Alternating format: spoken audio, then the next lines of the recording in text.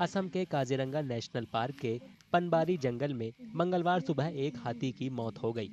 Kaziranga national park के अधिकारियों के मुताबिक पिछले हफ्ते 2 हाथियों में भिड़ंत हो गई थी।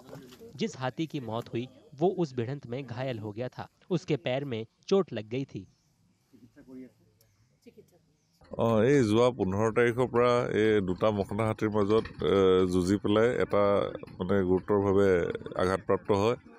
তাৰপিছত এই আঘাতপ্ৰাপ্ত হোৱাৰ পিছৰ পৰা আমাৰ ফৰেষ্টৰ ষ্টাফ আৰু আমাৰ ভেটেৰিনেৰিয়ান ফিল্ড ভেটেৰিনেৰী অফিচাৰ লগতে CWRCৰ ডক্টৰ ভাস্কৰ চৌধুৰী তেখেতৰ গোটেই টিমটোৱে চিকিৎসা কৰি আছিলে, চোৱা চিতা কৰি আছিল। তাৰপিছত আজি ৰাতিপুৱা